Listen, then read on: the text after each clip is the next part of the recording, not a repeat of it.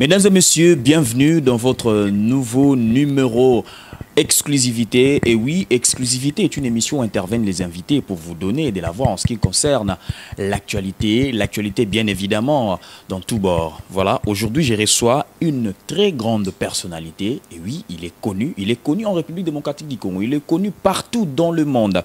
Il s'agit bien de l'évangéliste Roger Baka, le professeur. Évangéliste Roger Baka, bienvenue et c'est pour moi un honneur de vous accueillir pour la toute première fois dans mon émission Exclusivité. Merci beaucoup. Merci, sœur. Que Dieu te bénisse. Mon très cher frère, je m'en vais d'abord m'excuser auprès de la chaîne parce que ça fait belle lurette. Je devais déjà être là pour avoir cet entretien avec vous. Au nom de toute l'équipe de BSC TV. BSC TV. Voilà. BSC TV. Voilà. Je vous présente vraiment des excuses, mais voici à votre disposition. Et je salue tous les téléspectateurs qui sont scotchés maintenant. Puisse l'Éternel vous affermir et que vous puissiez trouver de l'édification dans cet entretien intitulé Exclusif, hein, je pense. Exclusivité. Exclusivité, merci. Voilà. Voilà. Bien évidemment, nous allons parler du mystère prophétique. Le mystère, c'est quoi le mystère prophétique? Nous allons en parler avec l'évangéliste Roger Baka. Hein? Vous comprendrez que récemment, il y a eu des prophéties dans différentes églises, dans différentes assemblées. On ne sait pas. Nous avons accueilli l'évangéliste et il va nous expliquer sur ce thème. Évangéliste, d'entrée des jeux, c'est quoi la prophétie selon la Bible? Bon, d'abord, si vous allez dans les livres de 2 Pierre au chapitre 1, le verset 20 au verset 21, vous verrez que la matière que tu traites est une matière éminemment biblique. Voilà pourquoi il me sera difficile de sortir du jargon biblique, du langage biblique. Donc, je voudrais bien, déjà d'entrée de jeu, commencer par la nature même du ministère prophétique. Sa nature. Généralement, pour certaines personnes dans la conception populaire, et on dit qu'un prophète, dans son sens populaire, c'est quelqu'un qui prédit l'avenir. Donc, dans une conception très simpliste, il suffit que quelqu'un puisse parler de l'avenir, immédiatement on l'appelle prophète. Ce n'est pas ça dans le cas de la Bible. Lorsque vous allez dans le livre de Deutéronome au chapitre 18, le verset 18, et si vous voulez le compléter par Jérémie chapitre 1, le verset 9, je vais paraphraser. Puis l'Éternel et Dieu étendit sa main et toucha sa bouche. Et l'Éternel me dit, voici, je mets mes paroles dans ta bouche. Un prophète dans un sens biblique, complété par 2 Pierre chapitre 1, le verset 20-21, je définis les prophètes comme une personne qui est les porte-parole de Dieu. Maintenant, si nous définissons le prophète en tant que porte-parole de Dieu dans le message inspiré, dans la conception où la Bible n'existe pas, parce que c'est vers l'an 70 que la première partie du livre de Marc a commencé à être élaborée. Nous appelons prophète celui qui est le porte-parole du message révélé, inspiré de Dieu. 2. Dans la mesure où la Bible est définie comme la prophétie par excellence, dans le Nouveau Testament, on appelle prophète, c'est toute personne qui a la révélation de la sainteté de Dieu, qui juge le présent, le futur, à la lumière de la parole de Dieu, qui est chargé de rappeler aux hommes les exigences de l'Éternel en vue de ramener ce peuple, de sortir des ténèbres à la lumière, de la puissance de Satan à la puissance de Dieu. Est-ce que ces révélations sont bien définies? Parce que ce que nous voyons, c'est défini. Ce que nous voyons c'est défini. Dans la prophétie, d'abord, prenons le cas de Kinshasa, dans des églises de la République démocratique du Congo, est-ce que c'est vraiment ça, la prophétie que nous pouvons dire aujourd'hui, de ce que vous êtes en train d'expliquer là? Cela est régi sous 2 dimensions. Les prophètes, dans le cadre de l'Ancien Testament, que nous qualifions du ministère prophétique dans le cadre de l'alliance. Si nous rentrons dans l'alliance, c'est alors que tu peux regarder le pratique à la lumière de ce qui se fait à Kinshasa. Est-ce que ça correspond d'abord au ministère prophétique dans le cadre de l'alliance? Non. Voici le ministère prophétique dans le cadre de l'alliance. Ça veut dire quoi? Dieu se révélait à un homme qu'il appelle Moïse. Il a établi avec lui des clauses. Il a dit qu'il a choisi les enfants d'Israël pour être son peuple. Maintenant, Dieu devient le suzerain, le chef. Israël devient son peuple vassal. Mais entre Dieu et le peuple d'Israël, il y a un émissaire qu'on appelle un prophète. Là, tu comprends le rôle du prophète dans le cadre de l'alliance. C'est-à-dire quoi? L'Éternel détermine un ensemble de choses que les enfants d'Israël doivent obéir pour appartenir à lui. Israël, en cas de combat, en cas de problème, invoquera l'Éternel car il a promis une dimension des interventions venant de lui lorsque Israël sera dans les problèmes. Mais les clauses sont établies en termes d'un livre qui s'appelle Deutéronome. Pour ceux qui vont dans le Proche-Orient, ils vont comprendre que le livre de Deutéronome a été élaboré dans le cadre des traités des alliances. Maintenant, les clauses qui sont déterminées limitent les devoirs et les obligations de chacune des parties. Mais il arrivait que le peuple vassal, qui est Israël, abandonne la loi de l'Éternel pour se fier à d'autres dieux et pour embrasser leur culture. À ce moment, Dieu pouvait déléguer pour Israël son émissaire, qu'on appelle le prophète.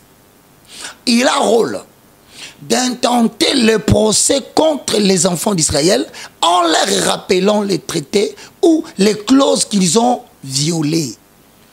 Dans ces cas-là, en tant qu'émissaire et prophète, il peut invoquer les divinités pour appeler les malédictions lorsque ces derniers ou Israël refusera de s'amender et de retourner auprès de l'Éternel. Tous les prophètes qui sont venus après n'ont fait que des promesses, des procès, des intentions, des menaces contre le peuple d'Israël conformément au traité de l'alliance que Moïse avait amené. C'est pourquoi, après Moïse, tu verras des prophètes tels que Ésaïe. Au début de son ministère, tu verras c'est écrit vocation du prophète. La vocation d'un prophète, c'est de rappeler à la nation d'Israël dans le cadre de l'alliance qu'ils ont failli à l'alliance et qu'ils doivent revenir auprès de l'Éternel.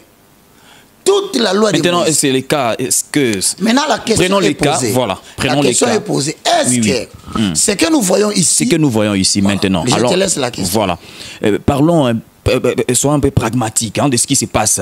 Le prophète qui se dit de la nation, je ne sais pas moi, est-ce que vous êtes d'accord de la manière dont il prophétise pour le peuple de Dieu? Vous, évangélistes, les professeurs. Maintenant, il faut que les gens sachent qu'en dehors du ministère prophétique dans le cadre de l'alliance, qui ne nous concerne pas, je rappelle, qui n'a rien à voir avec nous dans les genres et dans les formes prophétiques, au niveau même des pratiques, nous n'avons rien à imiter dans le genre prophétique et les formes prophétiques. Je te donne un exemple. Tu vois un prophète à qui Dieu dit « Sors, va, marche tout nu ». Donc vous allez demander à un prophète aujourd'hui de venir sur le boulevard, de venir marcher nu, pire, d'aller chercher à épouser une prostituée. Est-ce que ce genre prophétique, pouvons-nous l'appliquer ici? Non.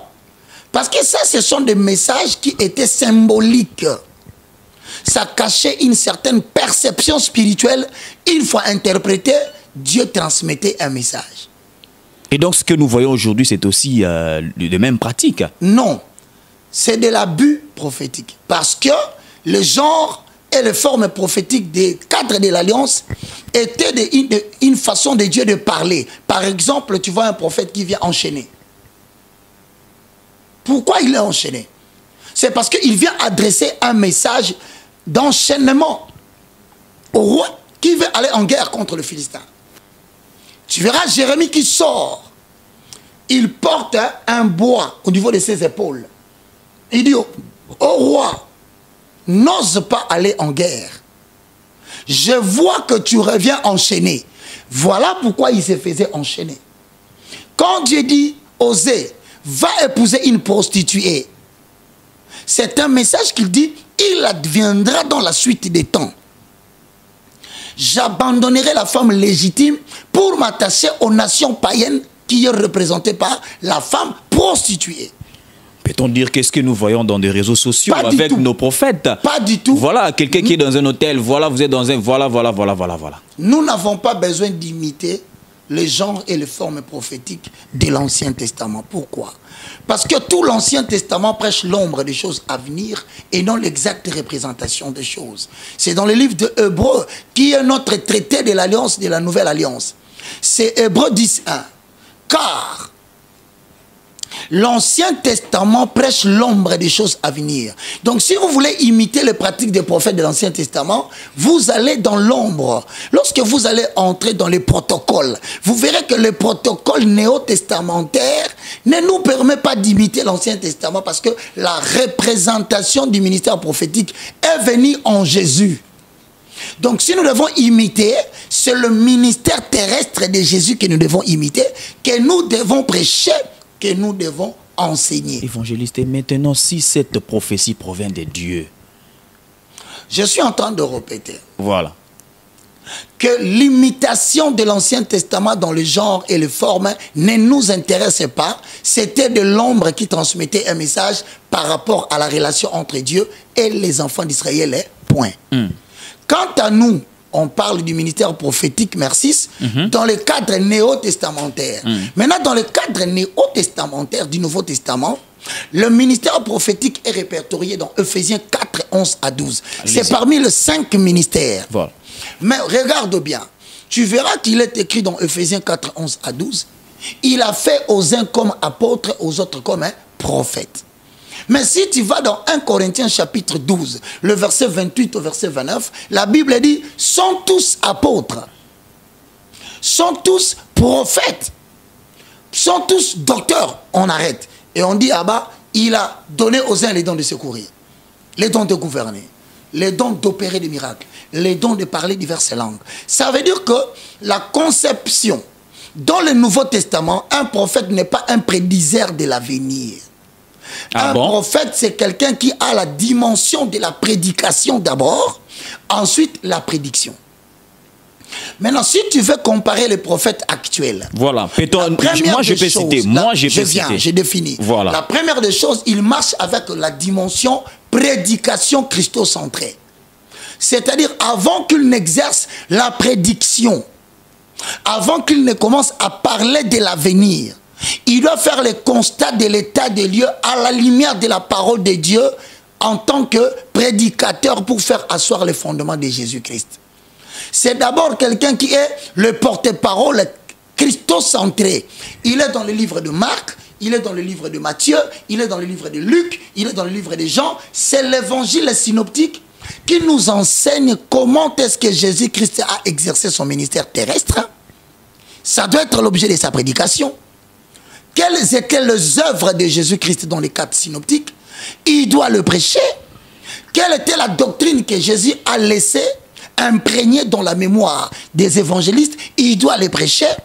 S'il n'est pas dans les 4 synoptiques, c'est quelqu'un qui vous prêchera l'évangile des épîtres. Les épîtres, c'est les renseignements sur la manière dont Dieu a marché avec les apôtres dans l'exercice du ministère continuel. Donc il ne peut pas aller au-delà de ce que Actes dit, au-delà de ce que Romains dit, au-delà de ce que les épîtres racontent. À la fin, quand il a livré dans les livres de Jacques 1 Pierre et 2 Pierre, il doit savoir qu'en tant que prophète de Dieu, il est le porte-parole du livre d'Apocalypse qui traduit le message qui clôture la page de l'histoire de l'humanité. Maintenant, ce prophète peut être tenté, avant de parler du prophète du Nouveau Testament, il peut recourir aussi aux livres anciens. C'est-à-dire, il peut revenir dans Exode, il peut revenir dans Genèse. Peut-être c'est ce que Justement, maintenant, voici où se trouve le vrai problème. Le vrai problème, ça se trouve. Le vrai problème se trouve au niveau de l'ombre. L'Ancien Testament est l'ombre et l'exacte représentation s'appelle Jésus-Christ de Nazareth. Or, ça veut dire quoi? À chaque fois que tu parleras du tabernacle, à chaque fois que tu parleras des mobiles ou de mobilier du tabernacle, les ustensiles du tabernacle, le chandelier, le pain de proposition, la verge d'Aaron qui a fleuri, tout ce que tu racontes là, tu dois arriver par inspiration à quitter l'ombre pour faire voir aux gens la réalité qui est Jésus. Je te donne des exemples. Allez-y. Lorsque un prédicateur, un prophète du Nouveau Testament voudra te parler du lieu très saint, j'espère que tu as déjà entendu parler de ça. Si. Le Saint de Saint. Or, dans le Saint de Saint, il y avait ce qu'on appelle la verge d'Aaron qui a fleuri, qui était restée là. C'est de l'histoire en disant aux gens la dimension historique que dans le lieu Saint de Saint, il y avait la manne qui est tombée dans le désert. Il y avait la verge d'Aaron qui a fleuri. C'est un prophète. Il a recouru à l'Ancien Testament. Mais c'est l'ombre. Regarde le côté du prophète du Nouveau Testament. Il doit typifier Jésus-Christ. Quand il dit la verge d'Aaron qui a fleuri, tu dois démontrer dans le Nouveau Testament que la verge d'Aaron symbolise la sécheresse de la mort. Mais qui a fleuri et porté le fruit, c'est le symbole de la mort et de la résurrection de Jésus-Christ. Bénéfice pour les croyants. S'il parle de la manne qui est tombée dans le désert, il doit stipuler que la Bible dit vos pères ont mangé de la manne dans le désert et ils sont morts. C'est ici le pain qui est descendu du ciel. Jésus-Christ de Nazareth, le pain qui donne la vie éternelle. Évangéliste. Donc à tout moment, est-ce que tu me comprends? Oui, je Donc comprends. un prophète, ce n'est pas quelqu'un qui parle seulement de la dimension de l'Ancien Testament, mais il révèle toujours Jésus. Mais à la fin, il peut prédire. Maintenant, le problème qu'il faut éclairer là, c'est que la prédication n'est pas au service de la prédiction. Mais c'est la prédiction qui est au service de la prédication. Donc la prédication veut servir la cause de la prédication. Autrement dit, je te donne un exemple. Lorsqu'il parlera par exemple d'Israël à l'époque de Jérémie, qui s'est courbé comme un jonc pour abandonner la loi de l'Éternel, alors qu'il était une vigne plantée par l'Éternel, tout celui qui touchait Israël se rendait coupable. Il donne cette explication. Maintenant par rapport à nous, il dit, toi, Ephésiens 2, 19 à 20, tu es une habitation de Dieu en esprit. Si quelqu'un te touche en tant que temple de l'Éternel, il doit se rendre coupable. Mais d'où vient que le sorcier de la famille t'ont attaqué? Rien n'est arrivé. Les gens du quartier vous ont attaqué. Rien n'est arrivé. Vous n'êtes plus la vigne de l'Éternel. Comme vous n'êtes plus une habitation de Dieu, il va vous dire que c'est votre rébellion qui a chassé Dieu de votre vie. Maintenant, la prédiction, c'est quoi? Regarde la dimension prédiction. Il te dit, si tu te répands, l'Éternel se répand du mal qu'il voulait commettre. Il te proposera le livre d'Ézéchiel au chapitre 33, le verset 11 pour te dire, ce que Dieu veut, ce n'est pas que le pécheur meure, c'est qu'il se convertisse et qu'il vive. Tu vois la lignée de sa prédiction. Il te montre la suite de l'avenir, mais en relation avec ton obéissance ou ton refus. Maintenant, entre dans tes pratiques là, et ce que tu vas citer, tu verras que ça n'a rien à voir ni dans le cadre du Nouveau Testament, ni de l'Ancien. Évangéliste, parlons de personnalité, hein, au regard de ce qui se passe en République démocratique du Congo, dans des assemblées, dans nos églises. Est-ce que vous êtes d'accord aujourd'hui avec les prophéties? Moi, je vais citer les noms. Vas-y, sens-toi à l'aise. Ok. Le prophète Denis Lessi, le prophète des nations. Vous êtes d'accord avec les prophéties du prophète Joël Francis Tatou? Je cite d'abord le deux, parce que ce sont eux qui font le buzz actuellement. Moi, personnellement, avec tout le respect que je le dois, de tous les deux que tu as cités, je pense qu'aujourd'hui, si vous vous êtes intéressé à connaître le véritable contenu du ministère prophétique, c'est parce que vous avez vu les dérapages en termes de comédie. Ah bon? Tu sais, l'actualité peut nous pousser aussi à commencer à enseigner les gens. C'est cette actualité, de cette comédie prophétique qui permet qu'aujourd'hui, vous puissiez poser une question. Vous savez, Parce que ce sont parmi les questions qui taraudent la population quinoise, congolaise. Nous avons des agglomérations telles qu'en Europe. Nous avons des Camerounais, nous avons des Ivoiriens, des Gabonais, des Béninois que je salue, qui habitent avec le peuple congolais en France, qui habitent avec le peuple congolais en Amérique. Vous ne comprenez pas quelle est l'humiliation que vous donnez à nos frères là où ils se trouvent sous d'autres agglomérations. On finit par leur dire, regarde les aventures qui se font dans votre pays. Et les familles ont honte de parler de l'œuvre de Dieu en RDC. C'est une humiliation du ministère de la République démocratique du Congo. Vous avez pris dans un contexte interne, vous ne voyez pas la grandeur de cette bêtise. Vous ne voyez pas la grandeur de cette niaiserie. Vous ne voyez pas de cette incongrue. C'est trop fort. Il faut sortir du pays pour voir comment vous diminuez l'homme, les serviteurs de Dieu congolais. Comment vous les réduisez à l'imbécilité de l'échelle souterrain. Les gens ont honte de se présenter comme des Congolais à cause de cette comédie. Je vais te dire parmi les grandes caractéristiques du signe du temps de la fin. Mais évangéliste, les gens qui font de la comédie, ce sont des comédiens. Peut-on dire que ces gens-là sont des comédiens? Puisque tu es bien dans la déduction. Si quelqu'un fait de la comédie, il est comédien. Alors, je vais te dire qui est un comédien. Un comédien est une personne qui a l'art de faire des comédies ou de combiner un certain nombre de tours pour soutirer les sourires des gens. C'est un comédien. Il a objectif de transmettre la gaieté et la bonne humeur. Un comédien, c'est une personne qui a l'art de l'aventure pour changer les sentiments de l'âme de quelqu'un. Le faire sortir de la tristesse pour produire les sourires dans sa bouche. Mais ce ne sont pas là les objectifs de la parole de Dieu. Lorsque tu vas dans Jérémie chapitre 23, le verset 20, écoute ce que dit la parole de l'Éternel, oracle de Dieu. La colère de l'Éternel ne se calmera pas jusqu'à ce qu'il ait accompli, exécuté tous les desseins de son cœur. Vous le comprendrez dans la suite des temps. Je n'ai point envoyé ces prophètes, mais ils ont couru.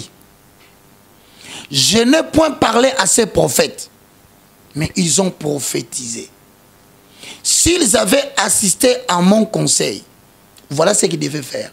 Pas de comédie. Si ces prophètes sont des prophètes qui assistent au conseil de Dieu, voilà le travail qu'ils allaient faire. C'est pas moi qui le dis, vous l'avez dans Jérémie chapitre 22. Donc ils ne respectent pas le principe de la Bible. Je donne la référence de l'objectif du ministère prophétique. Jérémie chapitre 23, le verset 22. Lisez à la maison la mission du prophète. Écoute. S'ils avaient assisté à mon conseil, ils auraient dû faire entendre à ces peuples mes paroles. Pas les paroles de l'autel. Pas les paroles de l'argent en quémandé et en arrachant avec contrainte. Les prophètes et les porte-paroles des paroles de l'Éternel. La Bible dit donc, Jérémie 23, 22, je reprends. Ils auraient dû faire entendre à ces peuples mes paroles. Et regarde, lorsque quelqu'un qui se dit prophète estime que les paroles de l'Éternel ne suffisent pas, il faut qu'il fasse son propre scénario. C'est-à-dire qu'il ne croit pas à la force de la parole de Dieu de faire ce que lui est incapable de faire. Voici les effets réels de quelqu'un qui fait entendre les paroles. Il va le faire revenir de leur mauvaise voie, de la méchanceté de leur action. C'est-à-dire que lorsque tu prêches l'oracle de l'Éternel, le message est christocentré, la conséquence c'est que dans cette assemblée, Dieu prendra en charge les gens, les malades seront guéris, ceux qui sont dans les blocages seront délivrés, c'est parmi les forces et la puissance de la parole. Mais lorsque ça devient de la comédie pour faire rire les gens sur Internet, vous savez, moi aussi, des fois, j'ai besoin de rire. Moi aussi, j'ai besoin Vous êtes un humain, c'est normal. Oui, j'ai besoin de faire un peu de distraction, mais saine. Je me mets, j'ai beaucoup de gens de théâtre que je suis, des comédiens que je suis. Mais ma liste vient de s'agrandir. Par moments, j'aime bien vivre de loin. Quand il fait, j'aime bien. Pakaloui. Quand il raconte ses affaires, Tatan yo, maman yo. Moi, je suis content. J'aime encore un autre comédien, à la même hauteur, à sa juste valeur. Saï Saï. Je n'oublierai pas Essobé. Mais attention, ma liste vient de s'agrandir. Il me semble maintenant, quand je vais rire, je mets les deux noms que tu as dit là. Denis Lessi, prophète Francis. Alors je me marre. Au point de dire, ça y est, et ceux doivent faire attention, ils ont de la concurrence. Mais on dit que l'évangéliste Roger Bakaïla a jugé les gens, à dire des choses sur les gens. Mais qu'est-ce qui se passe exactement, évangéliste, en appelant ces deux prophètes des comédiens? Moi, j'ai dit, ma liste vient de s'agrandir. Et je vais demander à Saï Saï, à Vidéo, de faire attention. Il y a des pasteurs qui commencent à emboîter leur travail. S'ils ne commencent pas à nous créer de nouveaux scénarios, nous risquons de ne plus les suivre pour suivre ces deux gens-là que je qualifie de la comédie prophétique.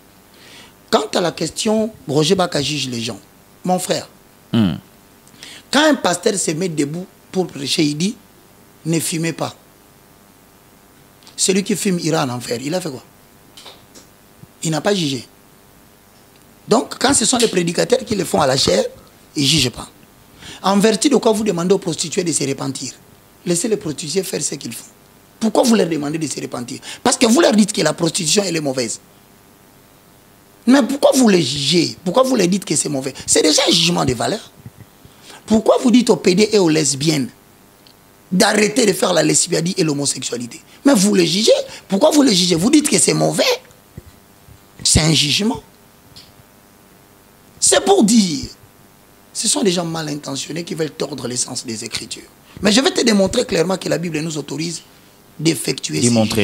Démontrez-les, évangéliste. Lorsque tu vas dans Matthieu chapitre 7, le verset 1, 2, la Bible dit, ne jugez point, afin que vous ne soyez pas jugés. 2, car on vous jugera du jugement dont vous jugez, et l'on vous mesurera à la mesure dont vous mesurez. Je vais essayer de faire un peu cette analyse qu'on nous disait à l'école, voire deuxième, troisième, secondaire, l'analyse grammaticale et schématique. Parce que la Bible, après tout, elle est écrite en français. Avec toute humilité, on va essayer de la déchiffrer. Ne jugez pas, virgule, afin que vous ne soyez pas jugés. C'est une phrase qui est composée de deux propositions. Voilà le plus grand problème que nous avons encore en RDC. Il ne s'agit pas seulement d'avoir l'Esprit de Dieu pour comprendre les Écritures. Encore faut-il fournir un effort de maîtriser le français. Elle est écrite en français. Il y a un travail grammatical et schématique et le travail spirituel. Parce que le travail schématique et grammatical touche l'intellect. Or, l'intellect, c'est l'explication dans un sens humain de tout ce qui est spirituel, mais griffonné sous les Écritures. Merci. Tu sais qu'il existe dans cette phrase ici des propositions. Ne jugez point, afin que vous ne soyez pas jugés. Il y a la proposition principale et la proposition subordonnée. La proposition principale, c'est la proposition où, une fois citée, cela donne une forme et vous n'avez pas besoin de savoir qu'est-ce qui va s'en suivre. Quand on dit à quelqu'un ne jugez pas, c'est une proposition principale. Ça ne perd pas le sens. Mais imagine que tu te tiens devant quelqu'un, tu viens, tu dis bonjour, merci, afin que vous ne soyez pas jugés. Il va te dire, tu me racontes quoi? Quand tu dis afin que, c'est la proposition subordonnée, on veut dire que si tu veux qu'on te juge, juge aussi les autres. Mais on dit dans le verset D, comme vous voulez bien juger quelqu'un qui vous juge, ça vous donne le sentiment de dire qu'il se prend pour qui? Ça vous donne le sentiment de dire que lui croit qu'il est parfait. Et bien Dieu vous donne une deuxième possibilité. Allez dans le verset D. Jugez-le aussi. Mais maintenant, ne sortez pas dans la mesure qu'il a utilisée. Il a utilisé la parole de Dieu. Vous aussi, vous avez l'autorisation de les juger. Ne sortez pas du cadre biblique. Jugez-les en fonction de ce qu'il a dit. Si ce qu'il a dit est biblique, donc il a le droit de juger. Ça, c'est la première assertion. Deuxième assertion, c'est Éphésiens. Au chapitre 5, le verset 10. Éphésiens 5, 10. examinez ce qui est agréable au Seigneur. C'est-à-dire, prenez-moi les 2 types de prophètes qui commencent à avoir la prépondérance du goût de la comédie. Maintenant, prenez ce qu'ils disent. Examinez-les. Vous imaginez que la Bible nous donne l'autorisation d'examiner ce qui est agréable. Donc, que vous soyez, même moi, Roger Baka, quand je vous donne des citations bibliques, examinez à la lumière de la parole de Dieu pour savoir si ce que j'ai dit est bel et bien ce qui est écrit. Dans le processus d'examen, ne donnez pas foi à tout esprit. L'esprit prophétique de ces 2 prophètes doit être soumis à l'examen pour savoir si ça vient de Dieu. Quelle faute les gens ont-ils commis? Si vous estimez que moi j'abuse, alors prenez cette émission à la lumière de la parole de Dieu, revenez et démontrez-moi que j'étais en dehors des Écritures, car on vous mesurera selon la mesure que vous vous êtes servi. Je me sers de la mesure biblique. Si ce que je dis n'est pas la parole de la vérité, contredisez-moi. Écoute maintenant ce que la Bible dit. 11. Ne prenez point part aux œuvres infructueuses des ténèbres, mais condamnez-les. Ça, c'est la version Scofield. Hein? Je vais quitter la version Scofield. Je vais dans la version la Bible Semeur, publiée en 2018. C'est la dernière version du cercle de l'école Emmaüs que je lis. Je suis dans Éphésiens, au chapitre 5, le verset 21. Le verset 11, qu'est-ce que je raconte? Éphésiens chapitre 5, le verset 11. Regarde dans le verset 11 ce qu'on dit. Ne participez pas aux pratiques stériles qui favorisent les ténèbres.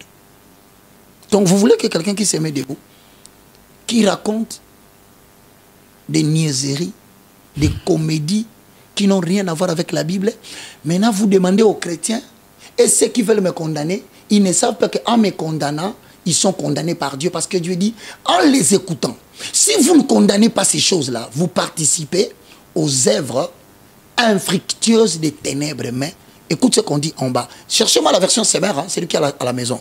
On dit, ne participez pas aux pratiques stériles que favorisent les ténèbres, mais démasquez-le plutôt. Ici, c'est le verbe démasquer.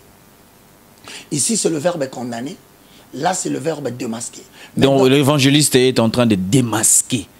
C'est-à-dire enlever le masque. Le masque, c'est quoi? C'est la présomption des prophètes. Le fait qu'il te dit déjà, je m'appelle prophète, c'est une présomption. Il peut te flouer. Ça peut t'empêcher d'analyser parce que tu as entendu déjà la mention prophète. Maintenant, des masques enlèvent la mention prophète. Traite-le à la lumière de la parole de Dieu. Tu verras que sous le masque, à la lumière de la parole de Dieu, il est dans les pratiques stériles. Je rentre dans la version Scofield. Ne jugez point. Va dans le verset 13. Tout ce qui est réprouvé apparaît en pleine lumière, car tout ce qui est ainsi manifesté est lumière. Écoute. Maintenant, tu as posé la question claire. Les gens disent que Roger Baka juge les gens. Roger Baka est-il indigne de juger les gens à la lumière de la parole de Dieu? 1 Corinthiens chapitre 5, le verset 11. Maintenant, ce que je vous ai écrit, c'est de ne pas avoir des relations avec quelqu'un qui, se nommant frère, est débauché. Se nommant frère est cupide. Se nommant apôtre ou prophète, il est idolâtre. Se nommant prophète, il est outragé, ivrogne, ravisseur. De ne même pas manger avec un tel homme. 12. Qu'ai-je en effet à juger ceux du dehors? N'est-ce pas, c'est ceux du dedans que vous avez à juger. L'affaire Mopao, ça ne concerne pas des prophètes. Nous n'avons pas à juger ceux du dehors. 1 Corinthiens chapitre 5, le verset 12. Affaire Inosbi, ça ne concerne pas le ministre de l'évangile. Le ministre de l'évangile, en accord avec 1 Corinthiens chapitre 5, le verset 12, il s'occupe de ceux du dedans. C'est l'évangéliste qui propage la bonne nouvelle pour prêcher la bonne nouvelle du royaume et captiver les gens afin qu'ils deviennent des chrétiens. Peut-être le prophète Denis, si vous voulez captiver. Il est devenu évangéliste. Hein? Il était prophète. Non, dans le sens de la prophétie. Mais un évangéliste, c'est qui? Un évangéliste, c'est quelqu'un qui propage l'évangile. C'est en propageant l'évangile, il peut se retrouver vers le monde païen tel que Paul, en propageant l'évangile pour désectorialiser. Ah, donc le prophète ne peut pas se retrouver dans ce monde. Le prophète est un porte-parole de l'Éternel parmi le peuple d'Élohim qui ont été rachetés. Justement. Mais maintenant, on dit ceci, nous n'avons pas à juger ceux du dehors. C'est-à-dire que nous jugeons ceux du dedans. Tu comprends bien? Les gens du dedans sont des chrétiens qui habitent le royaume de Dieu. Ceux qui sont convertis. Mais ceux du dehors, on les appelle le païen ou les gens qui ne croient pas au christianisme. Et dans ce lot-là, se trouvent des musiciens profanes qui n'ont pas encore crié dans les seigneurs.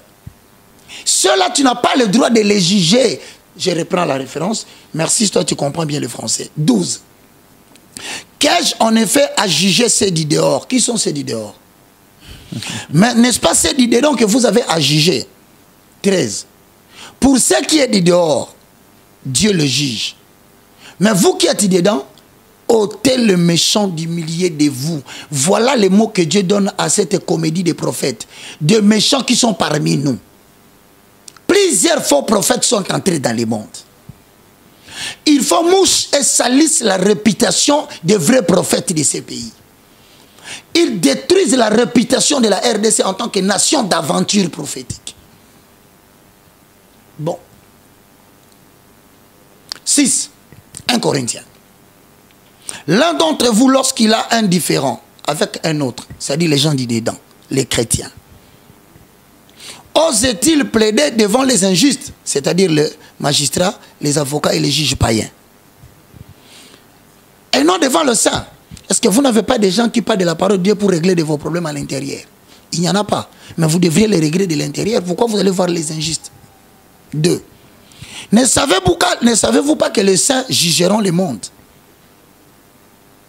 Et si c'est par vous que le monde est jugé, êtes-vous indigne de rendre le moindre jugement? Ne savez-vous pas que nous jugerons les anges? Et nous ne jugerons pas à plus forte raison les choses de cette vie. Ici, on nous démontre clairement, nous avons le droit de juger. Mais maintenant, il y a un type de jugement que tu ne peux pas faire. Ça s'appelle en français, un concept peut avoir plusieurs significations. Le mot jugement peut avoir une connotation de ce qu'on appelle le jugement téméraire. C'est-à-dire, tu verras pourquoi la Bible dit, tu ne vois pas la paille qui est dans ton œil. Pourquoi veux-tu enlever la paille de l'autre? Commence par enlever ta propre paille. Ou la paille qui est dans ton œil, qui t'empêche de bien voir, c'est le péché qui habite en toi. Toi qui prétends prêcher les autres, tu es esclave d'un péché que les païens voient. Ivrogne. Très bien. Avançons rapidement. De chanvre. Avançons rapidement. Impudique. Adultère à outrance avec une valeur mathématique intrinsèque très élevée. Maintenant, comment toi tu vas aller dire à Rebo? Pourquoi tu vas citer le nom de Fali?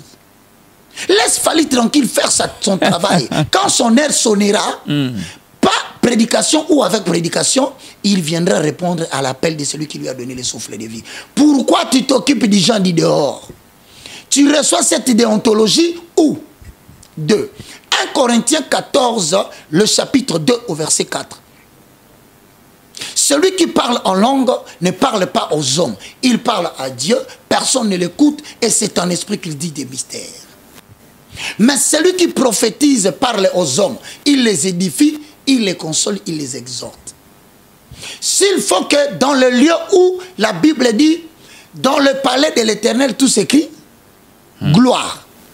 Donc, dans les lieux de Dieu, ce ne sont pas des païens qui sont venus là-bas.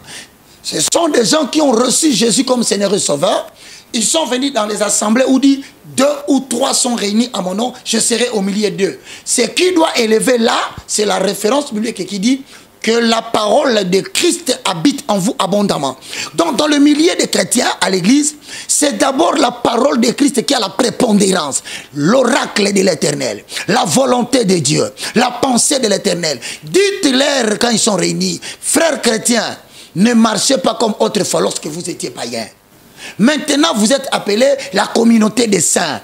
Marchez dans la sanctification, car il est écrit, ce que Dieu veut, c'est votre sanctification, que vous vous absteniez de l'impudicité. Parle de la sanctification, parle de la vie de la communion, parle de la vie de prière, parle des dons du Saint-Esprit, parle du mystère du corps de Christ, parle de la mort et de la résurrection de Jésus, parle de l'enlèvement, parle de l'Apocalypse. Évangéliste, nous tendons vers la fin de cette émission. Mais lorsque tu commences les affaires de ma penza, ma penzi, ma quoi, ma hôtel, frère, tu es entré dans la comédie, dans la théâtralisation. Dans ces cas-là, en quoi ça édifie l'Église? Primo, prenons l'angle édification. Les gens qui sont assis là, qu'est-ce qu'ils ont reçu? Si ce n'est le spectacle désolant, je pense que si tu as un ami sérieux qui était venu prêcher dans ton église, il va se sentir mouillé. Il va se sentir dénigré. Mais puisque les gens qui exercent les comédies prophétiques veulent toujours une certaine identification, il prendra un autre prophète qui est authentique, il l'amène dans son église, il l'authentifie et par conséquent, celui qui est là justifie les faussetés de celui qui parle. Donc, il n'y a aucune édification. Deux, en termes de respect de l'être humain qui a mérité la mort et la résurrection de notre Seigneur à la croix, il faut respecter l'être humain. Jésus est mort pour lui. Tu ne peux pas exposer à la place publique la vie intime d'une personne. Personne n'étant donné l'autorisation, même pas la croix. Même pas la croix. Ça relève d'une vie intime. Surtout que vous parlez de l'immoralité, de l'avortement dans l'assemblée de saints. Vous ne pouviez pas en faire un problème public. C'est la honte. C'est l'humiliation de cette fille, si jamais on la connaissait. Mais cette vie est exposée à l'ignominie. Puisqu'on connaît les messieurs de l'église porte des ciels. Mais cette fille-là n'aura plus de personnalité. Fallait-il le faire comme ça?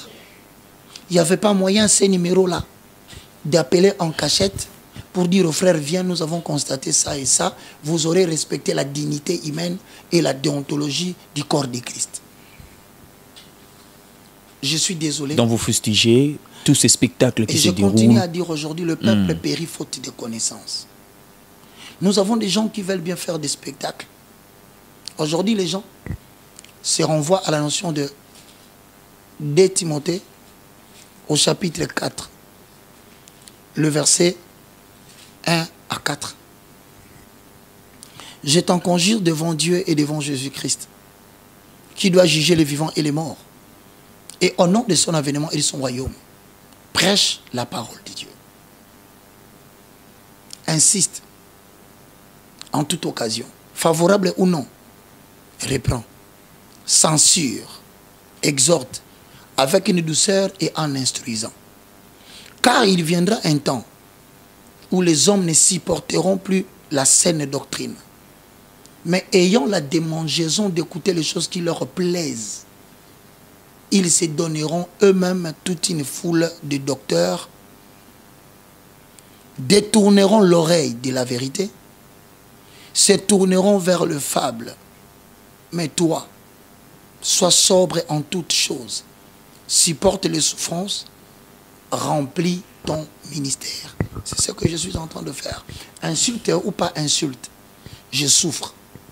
Je reçois des menaces. Je reçois des attaques. Je reçois des mandats d'amener. Je reçois des persécutions, des paiements des gens lourdement payés pour m'insulter et salir ma personnalité à la télé. Paul dit, supporte la souffrance. Très bien. Nous bénissons le nom de l'Éternel.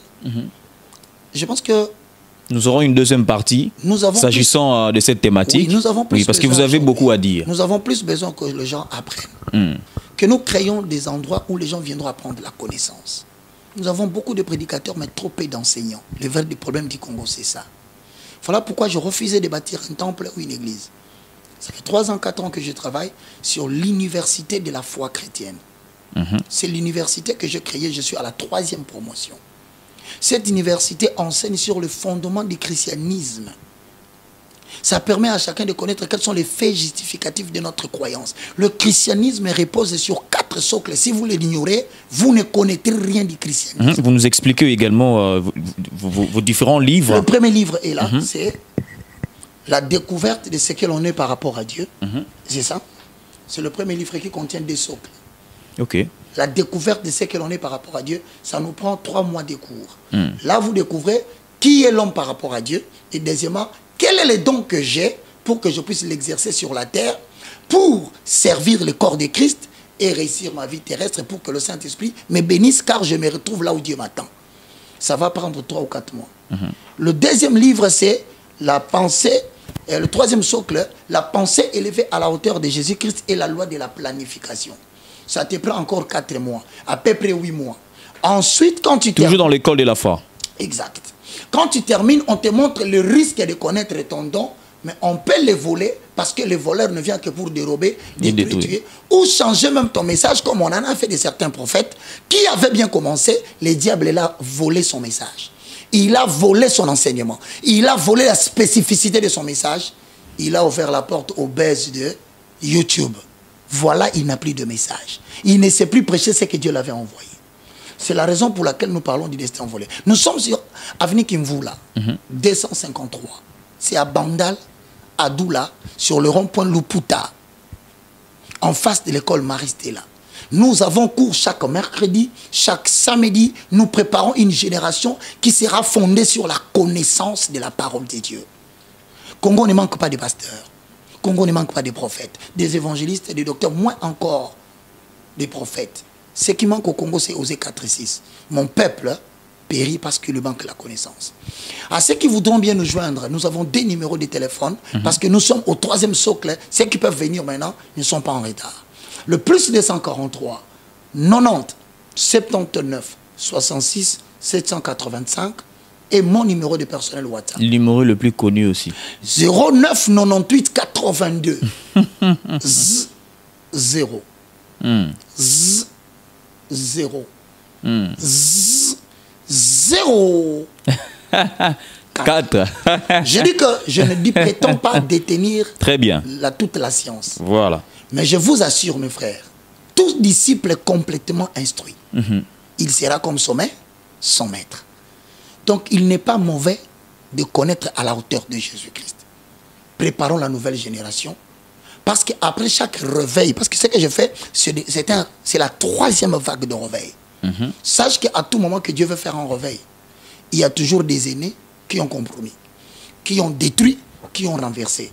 Et la génération qui vient après doit restaurer les choses et avoir le défi d'installer autre chose. Alors nous demandons à tous ceux qui nous suivent de pouvoir nous joindre sur ces numéros. Vous pouvez nous appeler, nous serons en contact. Très bien. Merci évangéliste Roger Baka, le professeur, d'avoir répondu à notre invitation. Je crois que ça, ce n'est que la première partie. La deuxième, il y aura une deuxième partie. Je vais te demander une chose, la prochaine fois, nous allons nous reposer sur le genre et les formes prophétiques. Très bien. Par exemple, quand tu vois un prophète se permet de se présenter nu, parce que le prophète peut se présenter nu. Qu'est-ce que cela voulait-il dire quand il était nu? On n'a pas à imiter l'Ancien Testament. Le modèle de notre ministère prophétique est calqué en Jésus-Christ. Il faut connaître Jésus pour connaître le rôle, la mission et l'objectif pour lequel un prophète prêcherait dans le Nouveau Testament. Merci évangéliste. Merci à vous également d'avoir suivi cette émission. Je rappelle que nous avons parlé du ministère prophétique avec l'évangéliste Roger Baka, le professeur. On s'y retrouve à la prochaine avec le même plaisir. Bye bye. Bye.